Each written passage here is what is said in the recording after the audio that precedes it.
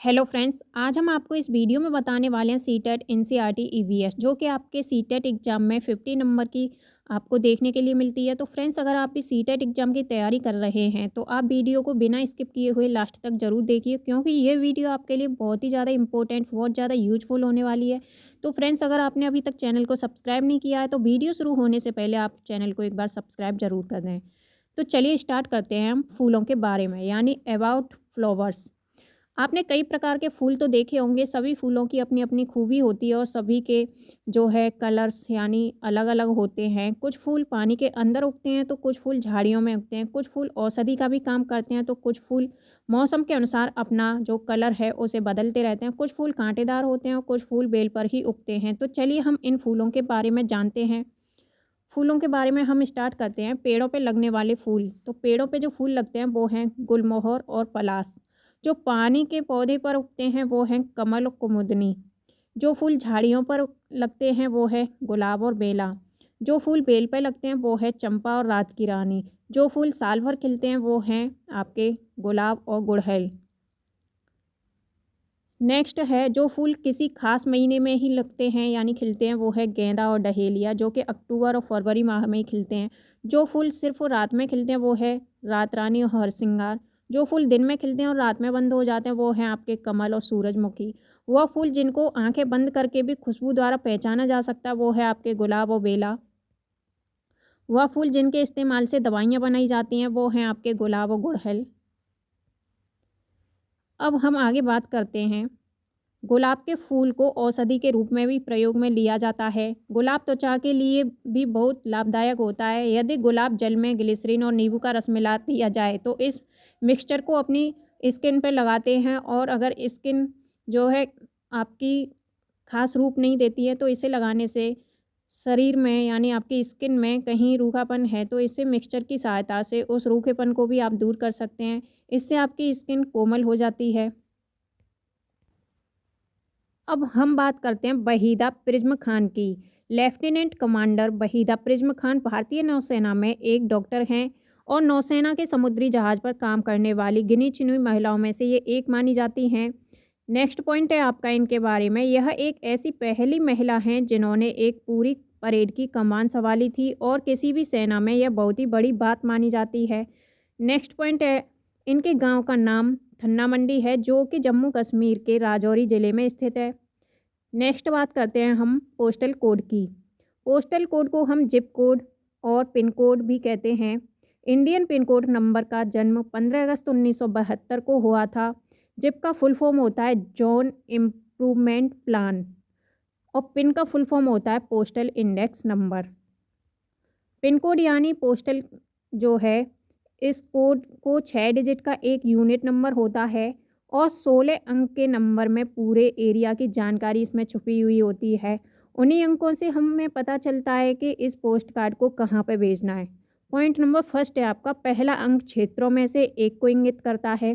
दूसरा अंक उप क्षेत्र या पोस्टल सर्कल राज्यों में से एक को इंगित करता है। तीसरा अंक छटाई राजस्व जिले को दर्शाता है। फोर्थ पॉइंट है आपका, अंतिम 3 अंक वितरण डाकघर को संदर्भित करते हैं। अब हम बात करते हैं फ्रेंड्स कबड्डी खेल के बारे में। तो कबड्डी खुले मैदान में 2 टीमों के बीच खेला जाने वाला एक प्रकार का प्रमुख खेल होता है। इसमें एक टीम में कुल 12 खिलाड़ी होते हैं। खेलते समय 7 खिलाड़ी प्रत्येक टीम में खेलते हैं और 5 खिलाड़ी अतिरिक्त होते हैं। जब भी कोई खिलाड़ी घायल होता है तो उसकी जगह इन अतिरिक्त खिलाड़ियों में से वहाँ भेज दिया जाता है और फिर वह उसकी जगह खेलता है। नेक्स्ट पॉइंट की बात करते हैं। कबड्डी खेल 15-15 मिनट की 2 पारियों में होता है और दोनों पालियों के बीच 5 मिनट का इंटरवल यानी मध्यावकाश होता है। नेक्स्ट पॉइंट है आपका, कबड्डी खेल का मैदान 11 मीटर लंबा और 8 मीटर चौड़ा आयताकार रूप का होता है। यह 2 बराबर भागों में बटा हुआ होता है। अब हम बात करते हैं कबड्डी खेल के अंदर कितनी लाइनें होती हैं और कौन कौन सी होती हैं। फर्स्ट पॉइंट है बाउंड्री लाइंस। सेकंड है आपका play area lines. Third point होता है मिड लाइन। फोर्थ है बोनस लाइन और आपका लास्ट है बोलक लाइन। और ये सभी कबड्डी लाइन्स आपके खेल से संबंधित होती हैं। अब हम बात करते हैं पत्ते यानी लीफ के बारे में। पत्ते रुएदार होते हैं, पत्ते हाथी के कान जैसे होते हैं, कटे फटे जैसे होते हैं। और नेक्स्ट पॉइंट है नींबू, आम, नीम, तुलसी, पुदीना, हरा धनिया आदि इन सभी में पत्ते होते हैं। नेक्स्ट है आपका विष्णु चिंचालकर जी, जो कि मध्य प्रदेश के इंदौर में रहते थे। इनकी खास बात यह है कि ये सूखे पत्ते से बढ़िया बढ़िया चित्र बनाया करते थे। नेक्स्ट बात करते हैं हम अमरूद यानी गुआवा के बारे में। अमरूद के पत्ते छोटे और खुरदरे होते हैं। नेक्स्ट पॉइंट है अमरूद के पेड़ पर फूल लगते हैं। नेक्स्ट है अमरूद के पत्तों को चबाने से दांत ठीक रहते हैं। नेक्स्ट पॉइंट है अमरूद के पत्तों में विटामिन सी पाया जाता है। अब हम बात करते हैं जानवरों के शिकार के बारे में। हाथी का शिकार उसके दांतों के लिए किया जाता है। गैंडे का शिकार उसके सींग के लिए किया जाता है। शेर का शिकार, मगरमच्छ का शिकार और सांप का शिकार उनकी खाल के लिए किया जाता है। उनकी खाल से अनेक प्रकार की वस्तुएं बनाई जाती हैं और फिर उन्हें मार्केट में यानी बाजार में बेच दिया जाता है। कस्तूरी हिरन को उसकी थोड़ी सी खुशबू के लिए मारा जाता है और उस खुशबू से इत्र यानी सेंट बनाया जाता है। जानवरों को मारने वाले लोगों को शिकारी कहते हैं। चट्टान पर 90 डिग्री का कोण बनाते हुए चला जा सकता है। पहाड़ से उतरने को रैटलिंग कहते हैं। नेक्स्ट पॉइंट है आपका आम। आम के बारे में हम बात करते हैं। आम के गूदे में गुड़ और चीनी मिलाकर आम पापड़ यानी मामिड़ी तांड्रा बनाया जाता है। किसी भी प्रकार का अचार रखने से पहले बर्तनी को या फिर शीशी को धूप में सुखाया जाता है ताकि शीशी में नमी ना रहे और सारी नमी निकल जाए। अगर शीशी में यानी कांच के जो डब्बे होते हैं उनमें थोड़ी भी नमी रह जाती है तो अचार आपका सड़ जाएगा। नेक्स्ट पॉइंट है अगर आपसे कोई पूछे कि आपको बहुत सारे आम दे दिए जाएं तो आप उनको 1 साल तक कैसे खाओगे, तो उसका उत्तर है कि आप आम का अचार बना के रख सकते हैं। आप आम का आम पापड़, चटनी, टॉफ़ी या फिर रस आदि कई प्रकार की चीज़ें बना के उसे प्रिजर्व कर सकते हैं यानी उसे सेफ रख सकते हैं। नेक्स्ट पॉइंट है ब्रेड के बारे में। किसी भी ब्रेड या अन्य उत्पादन के पैकेट पर दी गई जानकारी से हमें उस सामान के बनने की तिथि तथा उसके मूल्य का पता चलता है। पैकेट से उस सामान को कब तक इस्तेमाल कर सकते हैं उसमें यह भी लिखा होता है। उसमें इस्तेमाल हुई सामग्री और सामान के वजन के बारे में भी लिखा होता है। इसलिए जागरूक नागरिक बनिए और कुछ भी सामान खरीदने से पहले उसके पैकेट को आप ज़रूर पढ़िए। नेक्स्ट पॉइंट है ब्रेड पर फफूंदी ब्रेड से सड़ने के कारण आती है। यदि ब्रेड ऐसे ही रखा रहा और हवा के संपर्क में रहा तो वह ब्रेड खराब हो सकता है, उसमें फफूंदी लग सकती है। हवा में फफूंदी के जीवाणु तैरते रहते हैं जो हवा के साथ ब्रेड पर आते हैं। यदि ब्रेड आधा खराब हो जाए तो उसे तोड़कर ना खाएं क्योंकि वह पूरा ब्रेड ही खराब हो चुका है। अब हम बात करते हैं एनसीएफ 2005 के अनुसार कक्षा 3 से लेकर 5 तक के जो ईवीएस यानी पर्यावरण अध्ययन को 6 थीमों में कैसे विभाजित किया गया है। पॉइंट फर्स्ट है आपका परिवार एवं मित्र। पॉइंट सेकंड है भोजन यानी फूड। नेक्स्ट है आपका पानी यानी वाटर। फोर्थ पॉइंट है आवास यानी शेल्टर। फिफ्थ पॉइंट है यात्रा यानी ट्रैवल। और आपका लास्ट पॉइंट है चीज़ें जो हम बनाते हैं और करते हैं यानी think we make and do. Friends अब हम बात करते हैं हाथी यानी एलिफेंट के बारे में। हाथी को पानी और कीचड़ में खेलना बहुत ही पसंद है। इससे उसके शरीर को ठंडक मिलती है और गर्मी से राहत भी मिलती है। नेक्स्ट पॉइंट है हाथी के कान पंखे जैसे होते हैं। गर्मी लगने पर हाथी अपने कान को हिलाता है और फिर उससे जो है हवा भी कर लेता है। 3 महीने के हाथी का लगभग 200 किलोग्राम का वजन होता है। एक बड़ा हाथी दिन में लगभग 100 किलोग्राम से ज़्यादा पत्ते और झाड़ियाँ खा लेता है। हाथी बहुत कम आराम करता है और एक दिन में केवल 2 से 4 घंटे ही हाथी सोता है। नेक्स्ट पॉइंट है हाथी परेशानी आने पर एक दूसरे की हेल्प भी करते हैं। एक झुंड में 10 या 12 हथनी और बाकी बच्चे होते हैं। झुंड की सबसे बुजुर्ग हथनी ही पूरे झुंड की नेता होती है और वही झुंड का नेतृत्व करती है। नेक्स्ट पॉइंट है जब हाथी 15 से 14 साल तक का हो जाता है तब वह हाथी उस झुंड में नहीं रहता और झुंड को छोड़ करके चला जाता है। अब हम बात करते हैं पंछी यानी बर्ड्स के बारे में। बसंत गौरी का नाम बसंत गौरी नाम की जो चिड़िया है यह गर्मियों में टुक-टुक करती रहती है। टुक-टुक करने से पेड़ों में छेद हो जाता है और पेड़ के तने में गहरा छेद बना के उसमें अंडे को रखती है। अब हम बात करते हैं फ्रेंड्स शक्कर-खोरा यानी सनबर्ड के बारे में। शक्कर-खोरा किसी छोटे पेड़ या झाड़ी की डाली पर अपना लटकता हुआ घोंसला बनाती हैं। इसका घोंसला बालों से और मकड़ी के जालों से, पतली टहनियाँ, घास, सूखे पत्ते और रुई पेड़ की छाल इन सब के टुकड़ों और कपड़ों के चीथड़ों से अपना घोंसला बनाते हैं। अब हम बात करते हैं दर्जन चिड़िया यानी टेलर बर्ड। दर्जन चिड़िया अपनी नुकीली चोंच से पत्तों को सिलती है और उनसे एक थैली जैसी संरचना बना लेती है जिससे पत्ता घोंसले की तरह बंद हो जाता है और उसमें वो अंडे देती है। नेक्स्ट पॉइंट है आपका चीलबाज और गिद्ध के बारे में यानी काइट से ईगल और वल्चर के बारे में। चीलबाज और गिद्ध हमसे 4 गुना अधिक दूरी तक देख सकते हैं। चील की जो है पूँछ खाने वाली होती है जिसमें बहुत ही खाँचे होते हैं। ज़मीन पर पड़ी हुई कोई भी चीज़ किसी चील को 1 से 2 किलोमीटर की दूरी से दिखाई दे जाती है। मान लीजिए कि किसी बिल्डिंग पर बैठी है तो वह वहाँ से एक चींटी को देख सकती है जो कि धरती पर चल रही होती है। गिद्ध मरे हुए जानवरों को खाकर जगह को साफ कर देते हैं और आकाश में ऊंचाई पर काफ़ी समय तक उड़ सकते हैं। अब हम बात करते हैं फ्रेंड्स नर बीवर पंछी यानी मेल बीवर बर्ड्स के बारे में। तो नर बीवर पंछी अपने घोंसले बनाते हैं। मादा बीवर पंछी उन सभी घोंसलों को देखती है और फिर उसमें से जो घोंसला सबसे ज़्यादा पसंद आता है उसमें ही वो अंडे देती है। अब हम बात करते हैं फाख्ता यानी डव के बारे में। फाख्ता कैक्टस जो है कांटों के बीच या मेहंदी की मेड़ में अपना घोंसला बनाती है। ऐसी जगह वह घोंसला दुश्मनों से बचने के लिए बनाती है। अब हम बात करते हैं उल्लू यानी आउल के बारे में। उल्लू अपनी गर्दन पीछे तक घुमा सकता है। जहाँ तक वो है 360 डिग्री तक उल्लू अपनी गर्दन को पीछे घुमा सकते हैं। मैना के बारे में हम बात करते हैं। मैना झटके से अपनी गर्दन आगे पीछे कर सकती है और मैना गुलाबी रंग के बच्चे पैदा करती है। नेक्स्ट पॉइंट है आपका कलचिड़ी यानी इंडियन रोबिन के बारे में। कलचिड़ी पत्थरों के बीच अपना घोंसला बनाकर रहती है। घोंसले में पौधों की नाजुक टहनी, जड़ें, बाल, रुई इन सबको बिछा के कलचिड़ी रहती है। यह छोटे छोटे कीड़े मकोड़ों को खाती है और इनकी चोंच अंदर से लाल रंग की होती है। अब हम बात करते हैं कौआ के बारे में।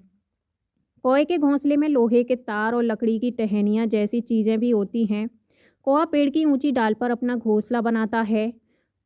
कोई कोयल अपना घोंसला नहीं बनाती, वह कौए के घोंसले में अपना अंडा देती है जिसे कोए अपना अंडा समझ के पालता है।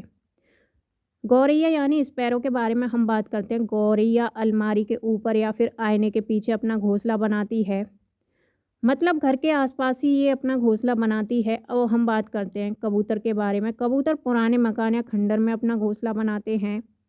नेक्स्ट पॉइंट है सांप। हमारे देश में 4 तरीके के जहरीले सांप पाए जाते हैं जिनके नाम इस प्रकार से हैं। फर्स्ट है दुबोइया, सेकंड नाग, थर्ड है आपका करेंत, फोर्थ है अफाई। अब हम बात करते हैं सांप के कुछ इंपॉर्टेंट पॉइंट के बारे में। सांप अपना जहर दांतों द्वारा छोड़ते हैं। जब सांप किसी को काटता है तो उसके 2 खोखले जहर वाले दांतों से उस व्यक्ति के शरीर के अंदर जहर चला जाता है। यदि किसी व्यक्ति को सांप काट ले तो उस जहर से बचने के लिए उस व्यक्ति को सीरम नाम की दवा दी जाती है जो सांप के ही जहर से बनाई जाती है। नेक्स्ट पॉइंट है सांप के दांत नुकीले होते हैं लेकिन वह अपने शिकार को चबाकर नहीं बल्कि पूरा निगल जाते हैं और फिर आराम करते हैं। जब तक उसका शिकार पच नहीं जाता तब तक वो आराम करते हैं। सांप के बाहरी कान नहीं होते, वह सिर्फ ज़मीन पर हुए कंपन से ही सुन पाते हैं और महसूस कर पाते हैं। सपेरों को कालबेलिया भी कहते हैं। कालबेलिया नाच में सांप जैसी मुद्राएं होती हैं। आप उस मुद्रा को श्रीदेवी की मूवी में देख सकते हैं जिसमें वह नागिन बनी हुई थी। नेक्स्ट पॉइंट है कालबेलिया जाति के रोशन नाथ जी अपनी जाति में बहुत मशहूर थे।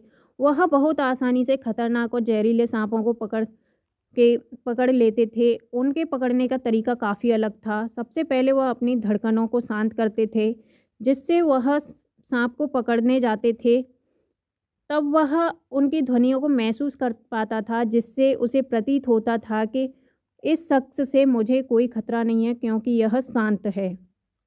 नेक्स्ट पॉइंट है बीन, तुम्बा, खंजरी और ढोल। यह सभी सूखी लौकी से बनाए जाते हैं।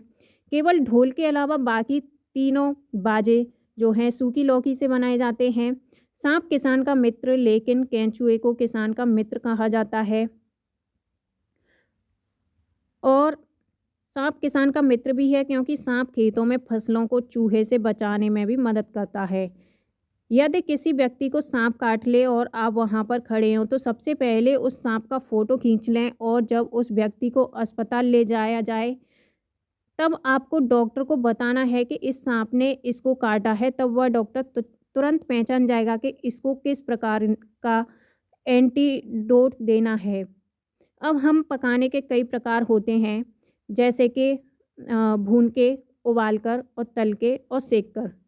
यानी पकाने का जो साधन है वो भूनना, उबालना और तलना और सेकना। अब हम बात करते हैं उधियों के बारे में। सर्दियों में खेत में ही ताज़ी सब्जियों को मसालों के साथ एक मटके में भरकर और उसको सील बंद करके रख देते हैं। कोयले के अंगारों में मटके को उल्टा रखकर सब्जी को पकाया जाता है और इस पकी सब्जी को कहते हैं ऊंधियू। गुजराती भाषा में ऊंधियू का मतलब उल्टा होता है। ऊंधियू के साथ मिट्टी के चूल्हे में पकी बाजरे की रोटियों को खाया जाता है। साथ में मक्खन, दही और छाछ भी ली जाती है। अब हम बात करते हैं लिंग हू फेन के बारे में। लिंग हू फेन सांप के मांस से बनाया जाने वाला एक पकवान है, जिसे हांगकांग में खाया जाता है। ब्रेल लिपि यानी Braille script. Louis Braille France के रहने वाले थे। 3 साल की उम्र में वह अपने माता पिता के औजार से खेल रहे थे और खेलते हुए इनके साथ एक घटना घटी, जिनसे इनकी आंखों की रोशनी चली गई। लुइस ब्रेल पढ़ाई में बहुत रुचि रखते थे, तो वह पढ़ने और लिखने के बहुत सारे तरीके सोचने लगे और फिर उन्होंने एक तरीका निकाला जो बाद में लुइस स्क्रिप्ट के नाम से जाना गया। एक मोटे कागज़ पर एक नुकीली चीज़, जिससे कि 6 बिंदुओं को उभारा जाता है। फिर उभरे हुए बिंदुओं पर उंगलियों के सहारे इन्हें स्पर्श करके यानी छू करके पढ़ा जाता है। यह ब्रेल लिपि कहलाती है। यह स्क्रिप्ट 6 बिंदुओं पर आधारित होती है। फ्रेंड्स, अब हम बात करते हैं फैमिली यानी परिवार के बारे में। न्यूक्लियर फैमिली एकल परिवार में माँ बाप और उनके बच्चे होते हैं। जॉइंट फैमिली में जब कि संयुक्त परिवार में पूरा परिवार होता है, जैसे कि दादा दादी, चाचा बुआ और माँ बाप और बच्चे होते हैं, या नाना नानी, मौसा मौसी, मामा मामी और माँ बाप और उनके बच्चे होते हैं। अब हम बात करते हैं अर्थवर्म यानी केंचुए के बारे में। केंचुए ज़मीन में छेद बना करके मिट्टी को मुलायम करते हैं। ज़मीन को इन छेदों से हवा और पानी मिल जाता है और ज़मीन उपजाऊ हो जाती है। केंचुए मृत पत्तियों और पौधों को खाते हैं और इनके मल से ज़मीन उपजाऊ बनती है। केंचुए को किसानों का मित्र भी कहा जाता है, क्योंकि वह किसान की मदद करते हैं, खेत को उपजाऊ बनाते हैं, जिससे किसान की आमदनी बढ़ जाती है। अब हम बात करते हैं चींटियाँ यानी आंट्स के बारे में। चींटियाँ मिलजुल कर रहती हैं और चींटियों का काम बटा हुआ रहता है। रानी चींटी अंडे देती है और सिपाही चींटियाँ बिल का ध्यान रखती हैं। काम करने वाली चींटियाँ भोजन ढूंढकर बिल तक लाती हैं। इस प्रकार सभी चींटियाँ अपना अपना काम करती हैं। चींटियाँ चलते समय ज़मीन पर कुछ गंध छोड़ती हैं, जिसे सूंघकर पीछे आने वाली चींटियों को रास्ता आसानी से मिल जाता है। अगर वह चींटी कहीं दूर निकल जाती है, तो अपनी गंध की वजह से वापस अपने स्थान पर लौट आती है। दीमक और ततैये भी समूह में रहते हैं। अब हम बात करते हैं फ्रेंड्स रेल टिकट में लिखी जानकारी के बारे में।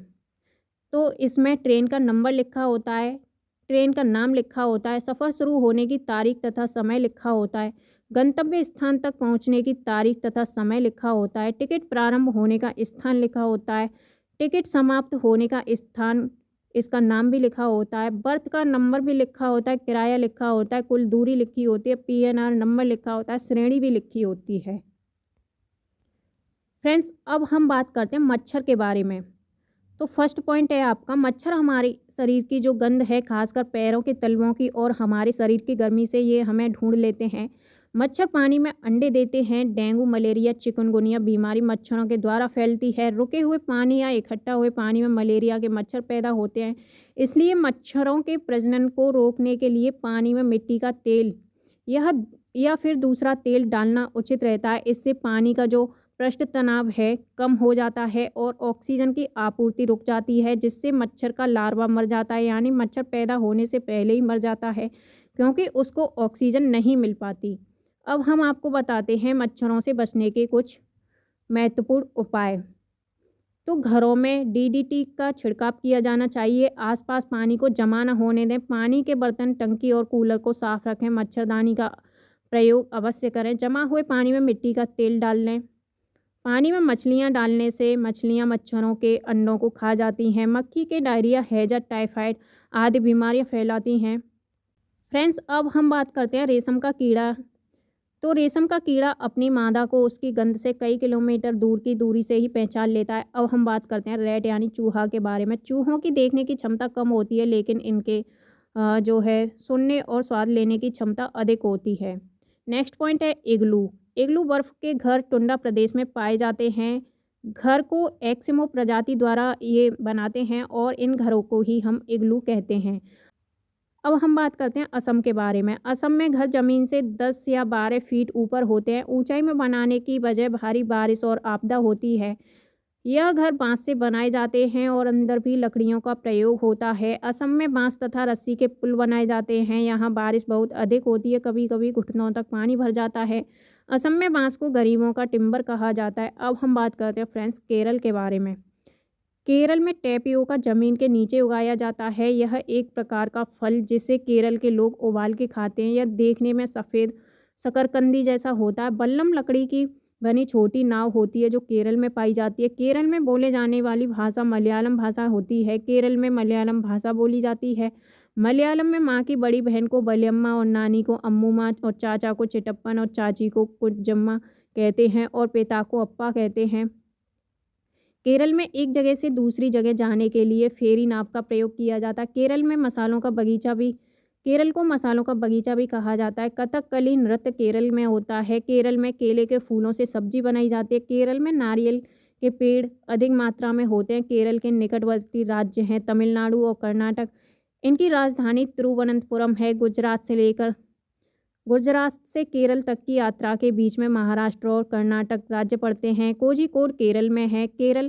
कोझिकोड का दूसरा सबसे बड़ा जिला मल्लापुरम जिला केरल में है। राजस्थान के बारे में अब हम बात करते हैं। राजस्थान में जो मिट्टी के घर बनाए जाते हैं। घरों की दीवारें बहुत मोटी और इन्हें लीप पोत कर सुंदर बनाया जाता है और उनकी छत कटीली झाड़ियों से बनी होती है।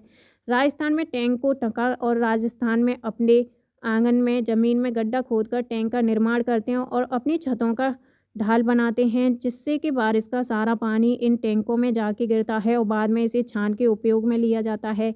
राजस्थान में बारिश बहुत कम होती है। टैंक लगाव 16 मीटर ऊंचा है और जो राजस्थान के जाल और पतनिया झलवार में है। राजस्थान के जोधपुर में खेजड़ी गांव के लोग पेड़ों को काटने से बचाने के लिए 300 साल पहले पेड़ों से चिपक कर खड़े हो गए थे। आज 300 साल बाद यहाँ के लोग जो बिश्नोई कहलाते हैं वे पेड़ों और जानवरों के प्रति संवेदनशील यानी जागरूक हैं और इनकी रक्षा भी करते हैं। यहाँ शिकार करना और पेड़ों को काटना वर्जित है। रेगिस्तान में होते हुए भी यह गांव हरा भरा। यहाँ जानवर बिना किसी डर के इधर उधर घूमते रहते हैं। खेजड़ी गांव यहाँ राजस्थान में ही है, जो कि खिचड़ी गांव में खेजड़ी पेड़ पाए जाते हैं। यह पेड़ रेगिस्तानी इलाकों में खूब पाया जाता है। इससे ज़्यादा पानी की ज़रूरत नहीं होती। इसकी छाल दवा बनाने के काम में आती है। इसकी लकड़ी को कभी कीड़ा नहीं लगता है। इसकी फलियों से सब्जी बनती है। पत्तियों को वहाँ रहने वाले जानवर खाते हैं। इसकी लकड़ी से लोग अपनी चौखट भी बना लेते हैं। तो फ्रेंड्स, चलिए अब हम बात करते हैं श्रीनगर के बारे में। श्रीनगर में कुछ घर पहाड़ों में, कुछ पानी में, कुछ ऊंचे पर्वतों और कुछ पत्थरों के बीच में होते हैं और इन पर लकड़ी के सुंदर डिजाइन बने होते हैं। हाउस बोट यह 80 फीट तक लंबी हो सकती है और 8 से 9 फीट तक चौड़ी हो सकती है। डोंगा यह नाव झेलम नदी में डल झील में मिलती है। इसके अंदर कई कमरे होते हैं और अंदर से यह एक घर की तरह लगती है। इन पर लकड़ियों के सुंदर डिजाइन बनाए जाते हैं। जो इसके छत पर डिजाइन होता है उसे ख़त्मबंद कहते हैं। कश्मीर के गांव में घर पत्थर से बने होते हैं और ढलान वाली छतें होती हैं। कुछ पुराने घरों में विशेष प्रकार की खिड़कियां होती हैं जो दीवारों पर निकली होती हैं। इन्हें टैप कहा जाता है। इनमें सुंदर डिजाइन बना हुआ होता है। कुछ पुराने घर के पत्थरों के बने हुए होते हैं और कुछ ईंट और लकड़ियों के भी होते हैं और दरवाजे और खिड़कियों में भी यहाँ सुंदर मेहराब होते हैं। शिकारा नाव पर्यटकों को अट्रैक्ट करती है, आकर्षित करती है। कश्मीर में सरसों के तेल में मछलियों को पकाकर खाया जाता है। गोवा में नारियल के तेल में बनी मछलियों को पका के खाया जाता है। कहवा कश्मीर की एक खास किस्म की चाय होती है। उर्दू डोगरी कश्मीर की भाषा है। अब हम बात करते हैं फ्रेंड्स मनाली के बारे में। मनाली में बारिश अक्सर होती रहती है और बर्फ़ भी पड़ती है। यहाँ का मौसम ठंडा और सुहाना होता है। यहाँ घर पत्थर और लकड़ी के बने हुए होते हैं जिनकी छतें ढालू होती हैं। अब हम बात करते हैं मृत सागर के बारे में। फ्रेंड्स, आपने अक्सर देखा होगा कि सागर में लोग डूब जाते हैं, लेकिन एक ऐसा सागर है जिसमें शरीर बिना किसी मूवमेंट के तैर सकता है। वैसे तो सभी सागरों में पानी में नमक होता है, लेकिन मृत सागर दुनिया का सबसे नमकीन सागर है। इसमें इतना नमकीन पानी है कि आप इससे अंदाज़ा लगा सकते हैं कि अगर हम 1 लीटर पानी में 300 ग्राम नमक मिला दें तो उसका अनुपात का पानी इस मृत सागर में है। मृत सागर में हम ऐसे तैर सकते हैं जैसे आराम से लेट रहे हों। मृत सागर आपको जॉर्डन, इजराइल और फिलिस्तीन के बीच में मिल जाएगा। नेक्स्ट हम बात करते हैं बाघ यानी टाइगर के बारे में। बाघ अंधेरे में हमसे 6 गुना बेहतर देख सकते हैं। बाघ की मूंछें हवा में हुए कंपन को भांप लेती हैं। सही स्थिति का पता लग जाता है और इससे वह अंधेरे में रास्ता ढूंढ लेता है। बाघ अपने इलाके में मूत्र करके अपनी गंध छोड़ता है और दूसरी बार इस गंध को तुरंत पहचान लेता है। बाघ मौके के अनुसार अपनी आवाज़ बदलता रहता है और बाघ का गुर्राना 3 किलोमीटर तक सुना जा सकता है। बाघ के दोनों कान बाहर की आवाज़ पता करने के लिए अलग अलग दिशाओं में बहुत ज़्यादा घूम जाते हैं। बाघ हवा से पत्ते के हिलने और शिकार की झाड़ियों में हिलने से हुई आवाज़ के अंतर को तुरंत भांप लेता है और उसे पता होता है कि यह आवाज़ प्राकृतिक है या किसी शिकारी की है। तो फ्रेंड्स, अब हम बात करते हैं लंगूर के बारे में। लंगूर जंगल में ऊंचे पेड़ पे बैठ करके अपने आसपास आती मुसीबतों को देख के एक खास तरह की आवाज़ निकालता है और अपने साथियों को संदेश देता है, जिससे उसके साथी चौकन्ना हो जाते हैं। नेक्स्ट पॉइंट है आपका रेगिस्तानी ओक के बारे में। ऑस्ट्रेलिया में रेगिस्तानी ओक पेड़ पाया जाता है जिसकी ऊंचाई 10 से 12 फीट होती है, यानी 11 से 12 फीट, और इसकी पंक्तियाँ बहुत कम मात्रा में होती हैं। वह पेड़ की जड़ें ज़मीन के अंदर 250 से 300 मीटर तक जाती हैं, जब तक कि पानी तक ना पहुंच जाए या पानी पेड़ के तने में जमा रहता है। जब कभी इस इलाके में पानी नहीं होता तो पानी की कमी हो जाती है, तो वहाँ के लोग इसके तने के अंदर पतला सा पाइप डाल करके पानी को निकालते हैं। अब हम बात करते हैं सब्जी यानी वेजिटेबल्स के बारे में। अधिकतर सब्जियां पौधों के फूलों की होती हैं, कुछ सब्जियां पौधों का फल भी होती हैं। गुड़, आंवला और हरी पत्तेदार सब्जियों में आयरन मिलता है। विदेश से आने वाली सब्जियां हैं आपकी हरी मिर्च, टमाटर, आलू साउथ अमेरिका से आए हैं। गोभी और मटर यूरोप से आए हैं। कॉफ़ी बीन्स और भिंडी अफ्रीका से आई। सोयाबीन चीन देश से आई है। अब हम बात करते हैं बीजों के बारे में, यानी बीज और सीड्स। बीजों को प्राचीन समय में सूखी लौकी में रखकर उस पर मिट्टी का लेप लगा के रखते थे और नीम की पत्तियां इन्हें कीड़ों से बचाती थीं। पौधे स्वयं भी अपने बीजों को दूर दूर तक फेंक देते हैं। कपड़ों में चिपककर तथा पानी के जरिए भी एक जगह से दूसरी जगह पहुंच जाते हैं। पंछी अपनी चोंच में बीज को दबाकर ले जाते हैं। जब ये बीज कहीं गिर जाता है तब वहाँ पौधा उगाता है।